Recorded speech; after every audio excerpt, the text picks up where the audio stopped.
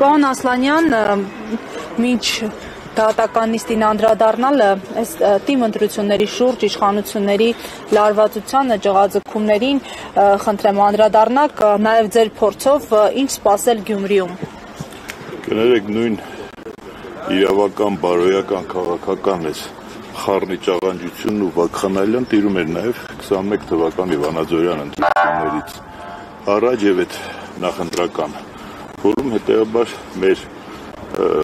քաղաքական ուժերը կամ անհատները քաղաքական ուժերի հետ հանդես եկող պիտի ուղղակի կենտրոնանան Գյումրու խնդիրների վրա, Գյումրու քաղաքացիների հետ աշխատեն եւ ուշադրություն չդարձնեն թե ինչ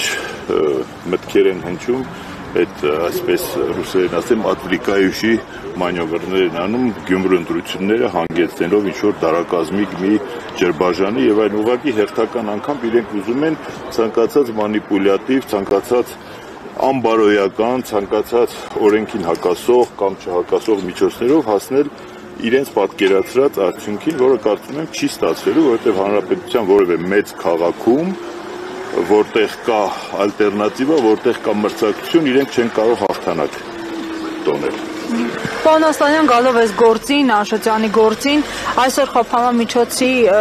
փոփոխության հարցը միջնորդություն է ներկայացվելու, արդյոք այս իրավիճակում հաշվի առնելով, որ պնդումները, որ քաղաքական ենթատեքստ ունի գործը, հնարավոր է ակնկալել, որ Արմեն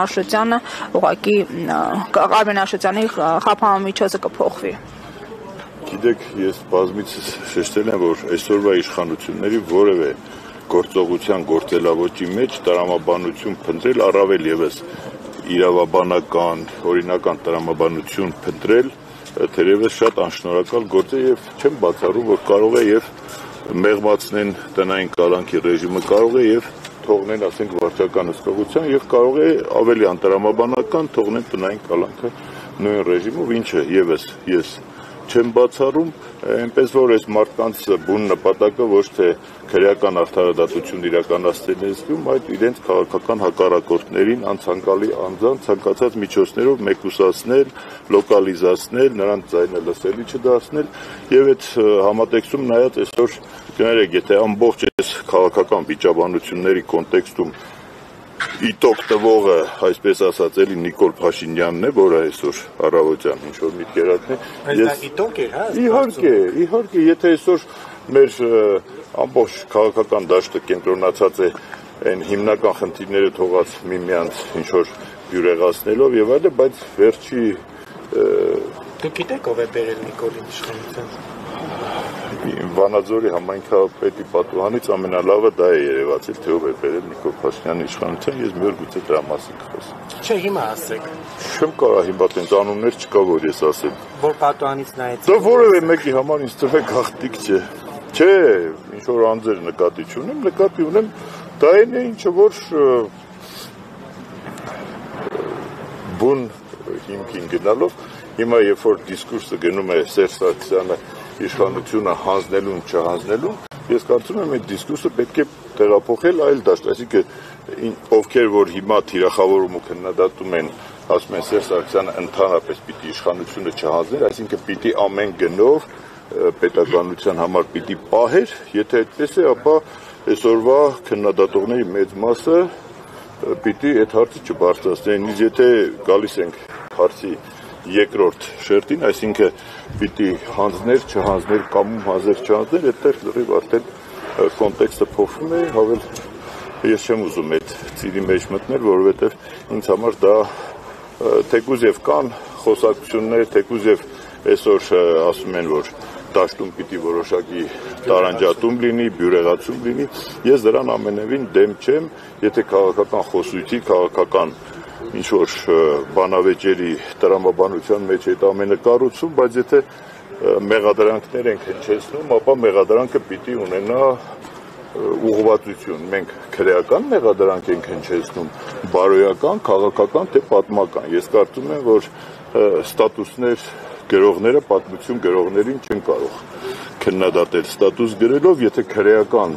մեղադրանք ենք հնչեցնում, ապա այսօր մեր երկրում քրեական մեղադրանքների փայլուն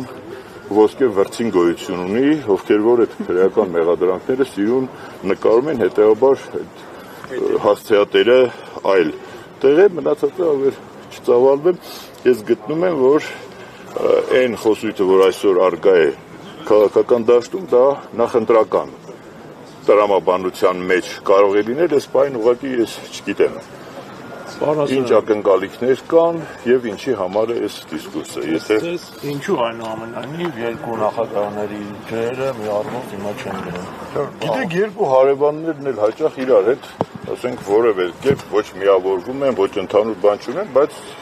տանից դուրս գալիս իրար բարևում են, միմյանց ուրախությանն ու տխրությանը հասնում են, հետեւաբար միավորվելու մասին խոսք չկա, իսկ թե ինչու չի նույն հարվով գնում, դրանք տարբեր ժամանակաշրջաններում, տարբեր բամբասանքների եւ այլն տեսքովներ, այսօր ուղղակի երևի թե հասունացել է, դրա մասին բարձրաձայն են խոսում, բայց ես կուզեի, որ այդ խոսույթը լիներ քաղաքական դիսկուսի շրջանակներում, որովհետեւ ելի եմ ասում, քաղաքական տրամադրություններն ու քաղաքական շահերը կարող են շատ արագ փոփոխվել, բայց մարդկային հարաբերությունները ավելի կայուն, ավելի երկարատև կյանքի համար են նախատեսված եւ այդ խոսույթի եւ այդ բանավեճի շրջանակներում մենք ձգտելով առավելագույնին չկորցնենք, գոնե լավը չկորցնենք առով։ Իսկ այսօր ըստ ձեզ որ հարցը ավելի կարևորով մերս Նիկոլ Փաշինյանին, թե ինչպես նրան հեռացնել։ Բնականաբար այսօր եթե հեռացնելու համար բավարար պայմաններ, ուժեր, կամք ու վճռակալություն լիներ, հաստատ երկրորդ, երրորդ պլան էին մղվելու ոչ վաղ անցյալում տեղի ունեցած ցանկացած գործողություններ ու հասարակության էներգետիկան, քաղաքական ուժերի էներգետիկան կենտրոնանալու էր ավելի լուրջ, ավելի օրակարգային լուրջ փոփոխությունների վրա միտված ապագային, իսկ հետո գիտեք անցյալի խնդիրները, եթե պատմական տեսանկյունից մենք փորձենք վերլուծել, պատմությունը այնքան տրանսֆորմացիաներ է տեսել մարդկանց եւ գաղափարների եւ մտքերի, կուսակցությունների եւ այլնի փոփոխություն, ուստի 7-8 տարվա պատմական անցքերը այսօր դնել պատմական ինչ որ քաղաքական գնահատականներ տալ պատմությանը, կարծում եմ այս բանը շատ սխալ է։